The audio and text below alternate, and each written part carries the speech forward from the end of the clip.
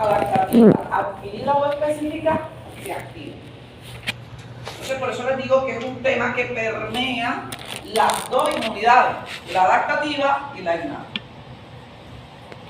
Entonces, ¿qué es fagocitosis? Es un término que ya a todas estas alturas del partido tienen que tener las claves, ¿verdad? Entonces, la fagocitosis es un mecanismo de la inmunidad innata capaz de eliminar elementos que se consideren sean nocivos. ¿A través de qué? A través de la capacidad que tienen algunas células de comer literalmente microorganismos. Y hay tres células que por excelencia hacen ese rol de fagocitar: macrófagos, dendríticas y polimorfonuclear. Haciéndole la salvedad nuevamente que polimorfonuclear fagocita, pero no hace el papel de CPA, o sea, no presenta péptidos antigénicos. Para los que ya vieron la charla que les conté de HLA, allí en esa misma charla está procesamiento antigénico, que va muy agarrado de la mano del tema de fagocitosis. Sencillamente no quise grabar fagocitosis porque fagocitosis es más larga y quise hacerlo de manera presencial. Hay un tipo de fagocitosis llamada fagocitosis frustrada. Esa fagocitosis frustrada es el mecanismo que ocasiona no solo la destrucción del patógeno, sino que también termina generando daño en células o tejidos cercanos. ¿Quién puede hacer fagocitosis frustrada? Única y exclusivamente polimorfo nuclear neutrófilo de las tres células que les acabo de mencionar que hacen fagocitosis. ¿Por qué? Porque recuerden que polimorfo se degranula de dos formas. Ya sea de manera interna, y es cuando se come al microorganismo, de manera interna libera todo el arsenal de sus gránulos y él se somete a apoptosis. Pero recuerden el ejemplo que les coloqué aquí cuando hablábamos de células del sistema inmune y hablaba de polimorfo. Les dije, el polimorfo sensa, y les puse un ejemplo literal. Si hay 100 polimorfos y hay 400 bacterias, los 100 polimorfos se pondrán de acuerdo y se van a degranular de manera externa para tratar de matar el mayor número de bacterias posible. Entonces, cuando el polimorfo se degranula de manera externa, muchas de esas enzimas terminan dañando células vecinas y generan necrosis. Entonces, hablamos de fagocitosis frustrada cuando el polimorfo se degranula de manera externa y no solo mata el patógeno, sino que también genera daño en células cercanas o vecinas. Y lo que ya les decía, que la fagocitosis es el punto de enlace entre la inmunidad innata y la inmunidad adaptativa. Para recordarles el origen de las células que participan en la fagocitosis, recuerden que todas nuestras células derivan de la célula pluripotencial stem cell o célula madre, que puede coger el linaje linfoide o el linaje mieloide. Mieloides son todas las células que hacen parte de la inmunidad innata, y dentro de esta línea mieloide están las tres células que por excelencia fagocitan: macrófago, dendrítica y polimorfo nuclear neutrófilo. No me voy a detener en estas células, solo se las traigo para que se ubiquen en el contexto de las células que participan en el rol de fagocitar. Recordemos que macrófago y monocito son la misma célula. Hablamos de monocito mientras está patrullando en torrente sanguíneo, macrófago cuando están ubicadas en tejido y reciben diferentes denominaciones. Recuerden que el macrófago es la célula que por excelencia fagocita, pero también puede hacer un segundo rol, que es el hacer el papel de CPA, o sea, presentar péptidos antigénicos. Todas las funciones que tiene el macrófago, ahí lo tenemos. Esto también se los expliqué cuando hablábamos de células del sistema inmune innato. Células dendríticas, esta misma diapositiva se las mostré en ese momento.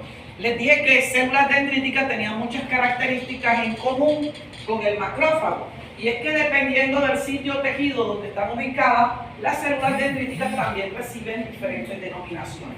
Y que también pueden hacer los mismos dos roles que hace macrófago: fagocitar y hacer el papel de CPA.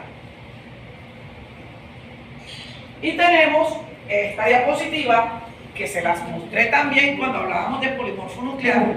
Les dije que el polimorfo nuclear neutrófilo es la célula más abundante de torrente sanguíneo, que el 90% de la producción diaria de nuestra médula ósea con respecto a la serie granulocítica se debe a polimorfo nuclear neutrófilo, que tiene una cantidad de gránulos y las dos formas de degranulación. La degranulación interna, que es cuando no genera fagocitosis frustrada, y degranulación externa, que es cuando genera fagocitosis frustrada. Recuerden, polimorfo solo fagocita, mas no hace el papel de CPA. Esto lo vieron en su curso de biología en primer semestre, y son los diferentes tipos de endocitosis. Recordemos que endocitosis es la capacidad que tienen algunas células de llevar a su interior, ya sean macromoléculas o micromoléculas a su interior. Dentro de ella está la fagocitosis, que es la que vamos a explicar hoy. Está la pignocitosis, que es aquella que es capaz de coger tanto parte de líquido como parte de micromoléculas, y la endocitosis mediada por receptor. Aquel tipo de endocitosis es la que básicamente utilizan la mayoría de los virus para poder entrar a una célula. Entonces, el que vamos a trabajar en la tarde de hoy es este primer mecanismo, que es la fagocitosis. Digamos que la fagocitosis tiene una serie de etapas. Dentro de las etapas que tiene la fagocitosis, tenemos la quimiotaxis. Recordemos que la quimiotaxis es la capacidad que tienen algunas moléculas de direccionar, orientar hacia dónde deben desplazarse muchas células. Y allí es cuando juegan un papel importante los famosos mensajeros químicos o citoquinas, que son las que orientan a que ciertas células vayan a un determinado órgano o tejido. Una segunda fase que hace la fagocitosis es la de adhesión. Ingestión, digestión y la excreción. Entonces vamos a tratar cada una de estas etapas, explicarlas de manera detallada para que les quede claro las diferentes etapas que tienen que ver con el mecanismo de la fagocitosis. Empecemos hablando por la quimiotaxis, que es la primera etapa. Recordemos, y se lo he insistido a lo largo de todo el curso de inmunología, nada en nuestro sistema inmune se da al azar. Todo se da de manera coordinada, de manera dialogada. En este caso, entre células, órganos y tejidos. Ninguna célula se desplaza a un sitio solo porque quiere pasear a ese sitio. No. Las células se desplazan a ciertos órganos o tejidos direccionadas precisamente por mensajeros químicos, que en este caso son las quimioquinas, que son las que van a direccionar y decir, no, es que en el dedo gordo del pie izquierdo hay un proceso infeccioso o un proceso inflamatorio, te necesitamos allá en el dedo gordo del pie izquierdo. Entonces necesitamos de esas quimioquinas que direccionen la migración de las células al foco de infección o inflamación. Entonces las quimioquinas o factores quimiotácticos van a dirigir la migración de los leucocitos a los focos inflamatorios o infecciosos, debido a que establecen un gradiente químico que es detectado por estas células y les permite desplazarse al sitio donde ellas se requieren. Por eso les he insistido muchísimo que cuando tenemos procesos infecciosos de tipo bacteriano, en esos sitios donde se está llevando a cabo ese foco infeccioso, vamos a encontrar la presencia de pus, porque todas mis células que hacen parte de la inmunidad innata y que juegan un rol protagónico en la defensa contra estos patógenos se van a direccionar hacia allá. ¿Quiénes producen las quimioquinas? Pues lo hemos visto que son muchos los tejidos o células que producen ciertas moléculas que participan como sustancias quimioatrayentes. Entonces tenemos que los mismos microorganismos a veces tienen ciertas moléculas que ayudan a direccionar a las células del sistema inmune hacia el foco de infección o inflamación.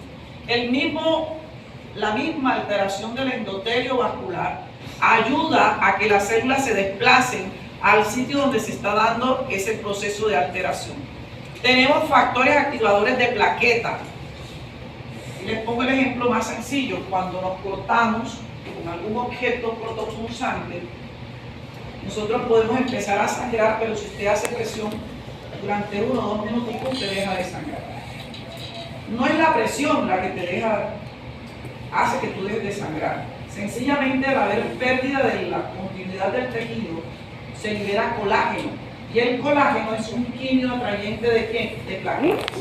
De tal manera que las plaquetas van al sitio donde se está liberando el colágeno y forman un tapón plaquetario. Por eso dejan de sangrar. Y la gente piensa, sí, la presión te ayuda para evitar que no siga sangrando. Pero lo que genera el tapón plaquetario es la liberación del colágeno por la pérdida de la continuidad, que te va a traer a las famosas plaquetas formando ese tapón y de esa manera evitar el sangrado. Tenemos la prostaglandina, tenemos los leucotrienos y miren cómo, este fue el tema que les monté ayer a las 3 de la mañana, se los monté, porque es que no me podía quedar, no pude dormir con ese mensaje subliminal que me mandaron el jueves. Me dijeron, bueno, tengo que parar a grabar la clase. La clase está grabada a las 3 y 10 de la mañana, se las monté. Entonces, en la clase está sistema de complemento. No sé si habrán tenido la oportunidad de verlo, pero precisamente en los mecanismos de activación, las 3 vías del sistema de complemento que se las expliqué, clásica, alterna y lectina, se producen algunos factores, fragmentos, dentro de los más importantes está el fragmento C5A. Este fragmento C5A es una de las más potentes anafilotoxinas. ¿Y qué son las anafilotoxinas? Moléculas que atraen células proinflamatorias. Entonces, cuando yo tengo un foco de infección o inflamatorio, cuando se activa el sistema del complemento, se producen grandes cantidades de C5A que atraen más células proinflamatorias al sitio de la infección. Entonces, esas son, digamos, la forma como producimos las quimioquinas. Entonces ya hablamos de la primera etapa, que era las quimioquinas. Vamos para la segunda etapa, moléculas de adhesión. Esta imagen, para los que quieran leer el recuadro o la explicación, fue tomada del libro de la inmunología molecular y celular de Abbas. Esta imagen me parece a mí espectacular. Si usted entiende esto, no solo va a entender fagocitosis, sino que va a entender inflamación. Y miren, chicos, están grabando la clase y queda grabado. Yo tranquilamente puedo tirar el examen final solo de inflamación. Solo de inflamación. Porque a mí me interesa que usted como médico, como futuro médico, sepa inflamación. A mí no me interesa más que sepa más fagocitosis que inflamación. Yo necesito que sepa más inflamación que fagocitosis. Por eso es el último tema, porque inflamación recopila, recoge todos los procesos del curso de inmunología. Así que inflamación va porque va. Antes que se me olvide, para el próximo jueves, a ver, por favor, después no escuchan y no saben qué van a hacer. El próximo jueves vienen todos al laboratorio. Yo voy a buscar un salón y los voy a llevar a todos para explicar la parte teórica de BDRL, que es el tema de sífilis, y de ASTO, que está pendiente. No se preocupen que todo el cronograma lo van a ver. Todo va a faltar. Todo. Entonces, vamos a explicar la parte teórica de los 2 temas que nos hacen falta. Nos quedaría un solo laboratorio, que es el que vamos a hacer práctico, que lo vamos a meter a hacer PCR, RT y A, porque es la parte práctica. Y se acabó el semestre. Teoría, de hoy en 8 estaremos haciendo el tema de inflamación, porque ya está montado en plataforma HLA, sistema de complemento, procesamiento antigénico, le estoy haciendo fagocitosis, falta inflamación. Lo vemos de hoy en 8. Nada más. Bueno, nos ubicamos en el contexto de la diapositiva. Bueno, y les repito, esto les va a servir para entender inflamación. Esta diapositiva, que ustedes ven aquí estas células alargadas, son las células del endotelio vascular. Si estas son las células del endotelio vascular, quiere decir que por aquí está circulando la sangre. Y esto que está aquí en azul es tejido. Póngale el nombre usted que quiera: pulmón, riñón, hígado, muslo, lo que usted quiera. Recordemos que en tejido siempre van a haber una célula clave, llamada ¿cómo? Llamada macrófago, que dependiendo del órgano, así recibirá diferentes denominaciones. Este macrófago que está aquí, en tejido, ubicado estratégicamente, se convierte en un centinela. ¿Centinela de qué? De cualquier microorganismo que entre. Ya le está la expectativa de a ver qué llega al tejido. Cuando este macrófago sensó la presencia de un patógeno, él literalmente se come, y yo todavía no les voy a explicar las etapas de la fagocitosis, les estoy explicando la segunda. Él se come a ese microorganismo. Cuando este macrófago se come a este patógeno, automáticamente él se activa. Al activarse, libera dos citoquinas o mensajeros químicos que son la interleuquina 1 y el factor de necrosis tumoral. ¿Qué hacen estas dos citoquinas? Lo que van a hacer es preparar el endotelio vascular para que las células que están en torrente sanguíneo pasen a ayudar al tejido. ¿Por qué? Porque los macrófagos que están en tejido están en poca cantidad. Entonces necesitamos que los que están acá pasen acá. Recuerden que las células del endotelio vascular están unidas a través de las famosas uniones estrechas, y eso lo vieron en biología del primer semestre. Por eso se llaman estrechas, porque son tan cerradas que en el endotelio vascular no hay paso a sangre de acá a acá. Si el endotelio vascular no se prepara para separar estas células. Entonces el paso a seguir, y la razón del por qué estas citoquinas juegan un papel protagónico, es porque son ellas las que les avisan al endotelio vascular que se ha generado un foco infeccioso en el tejido y que necesitan refuerzos en el tejido. Yo les pongo un ejemplo un poco coloquial con lo que pasa en Barranquilla, o en febrero o en marzo de cada año, los famosos carnavales.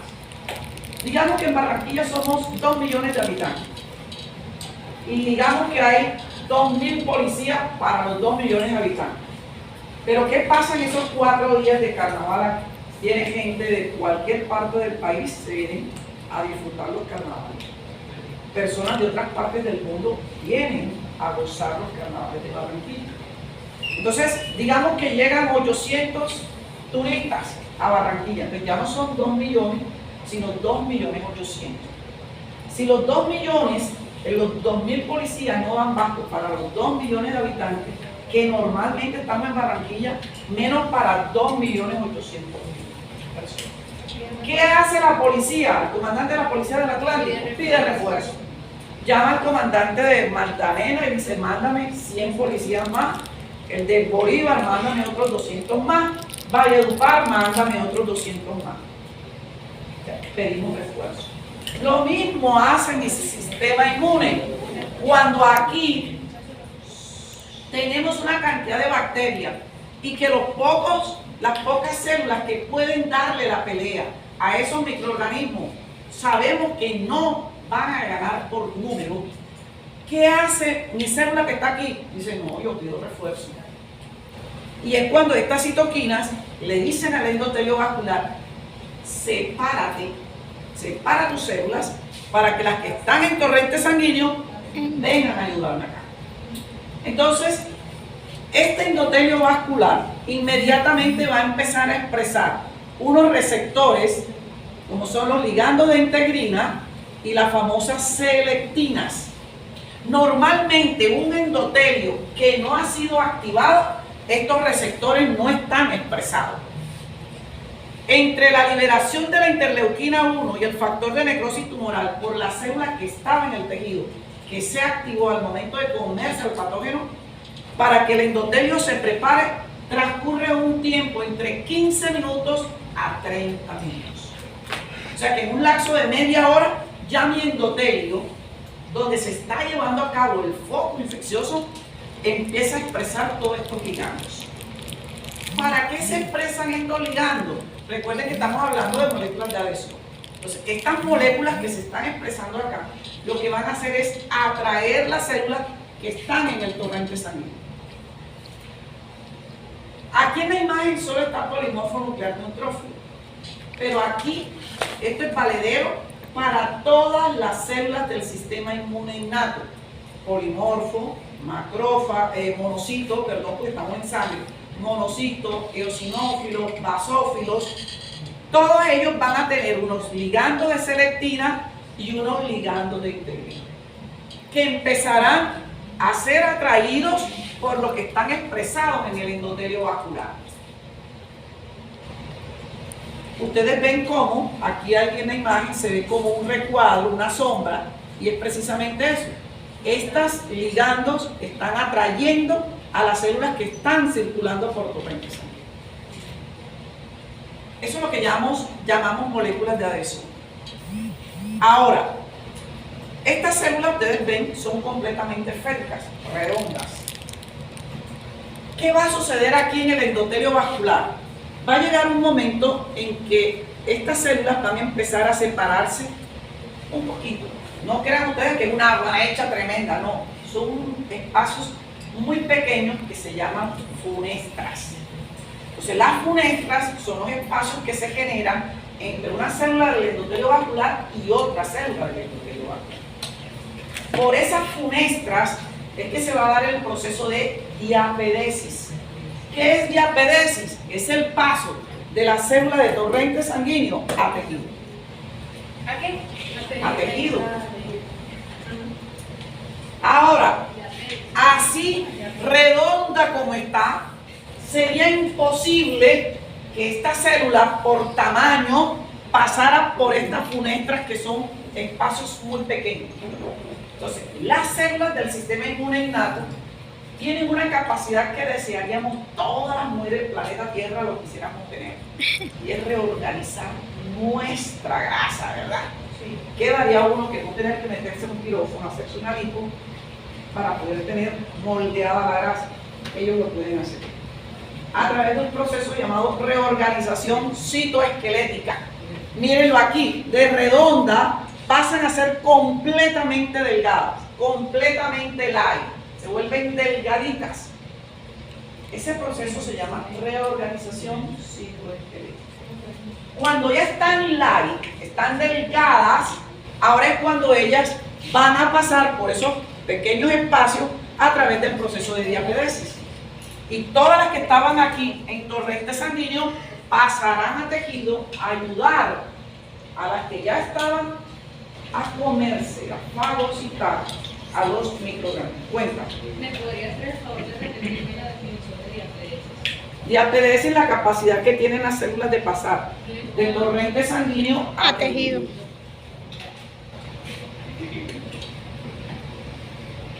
Y reorganización citoesquelética, la capacidad. Cuéntame. Y viceversa también. ¿Viceversa qué?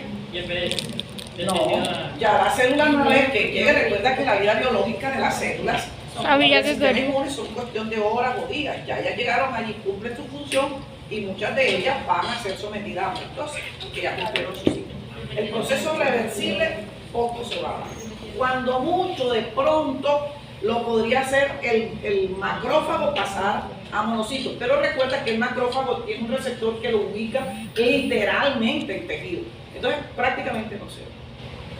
Bueno, aquí tenemos otras moléculas que ya se las había mencionado, que son las que veíamos ahorita, de la selectina, las integrinas.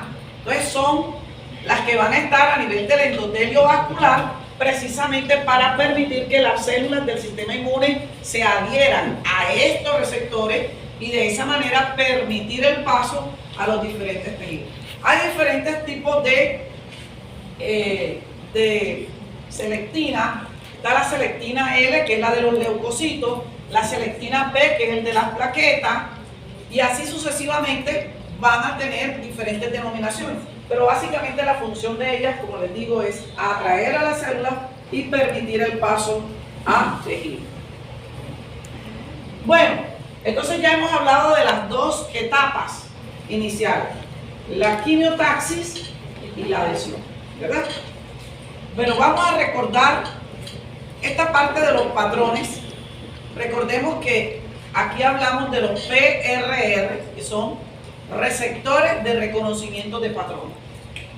Recordemos que la capacidad que tienen mis células del sistema inmune innato de distinguir entre lo propio y lo extraño se basa precisamente en la capacidad de los PRR.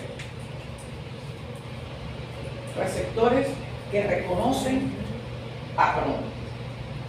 ¿Qué patrones van a reconocer? Estructuras que son exclusivas de los microorganismos. Llámese virus, bacterias, hongos o parásitos.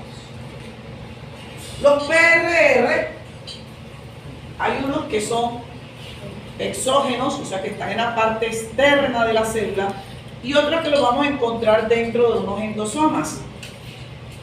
Los que están en los endosomas básicamente van a ser para microorganismos intracelulares. Volvemos al mismo punto. Virus son los microorganismos intracelulares estrictos o obligados. Hay un grupo pequeño de bacterias que son intracelulares y hay algunos parásitos u hongos que hacen parte de su ciclo dentro de una célula. Entonces, para eso son estos receptores que están en los endosomas a nivel del citoplasma, para todos aquellos microorganismos que son intracelulares. Y tendremos otro bloque de receptores que van a estar en la superficie de mi célula, solo para aquellos microorganismos que son extracelulares. Hay algunos PRRs que se encuentran secretados en el plasma. Ayer, cuando les grababa la clase de sistema de complemento, les hablaba de la proteína ligadora de manosa. Ahí tenemos las pentraxinas, dentro de ella está la proteína C reactiva, ¿verdad? Está la proteína amiloide sérico y tenemos, digamos, la ficolina, que logran detectar el ácido lipoteicoico y el ácido acetilglucamina en algunos microorganismos. O sea, estos no están como receptores anclados, sino están solubles en el plasma.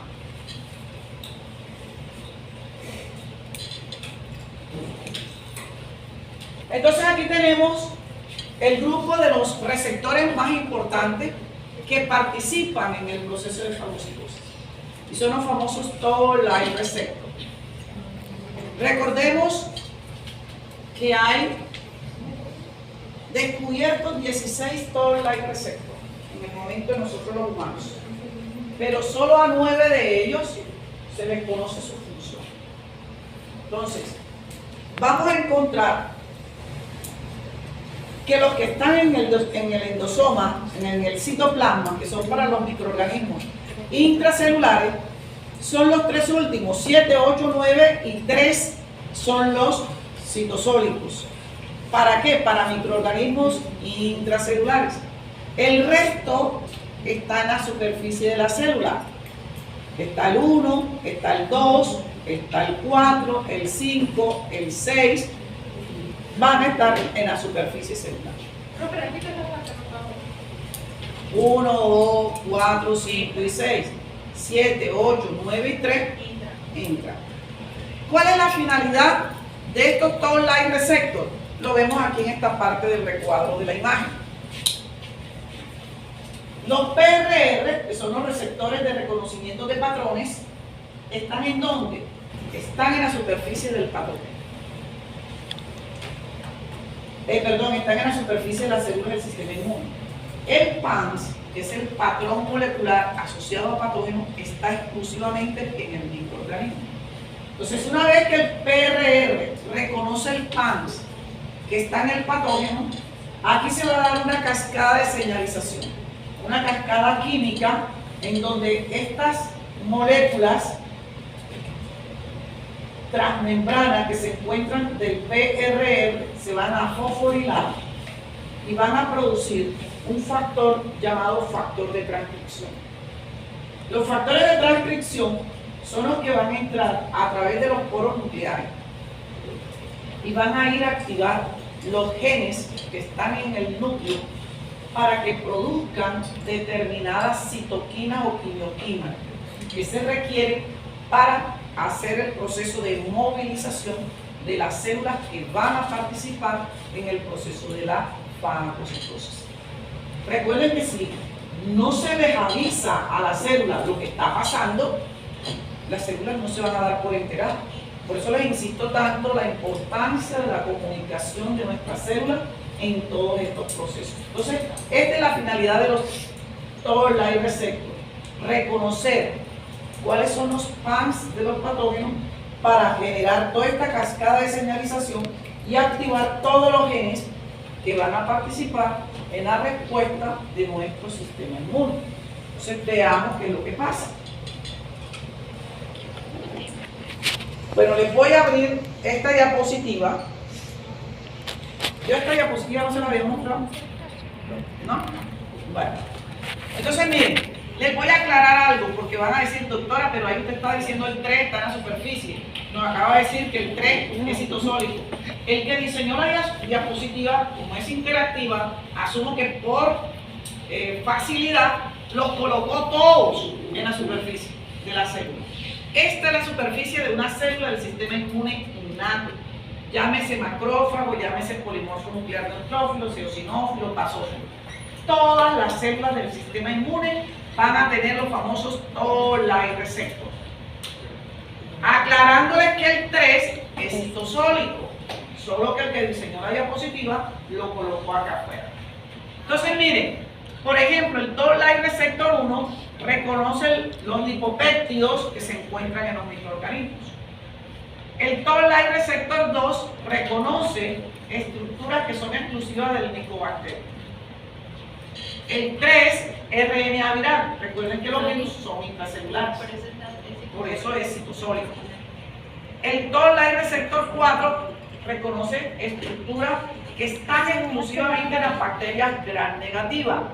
El Toll-like receptor 5 reconoce una proteína llamada flagelina.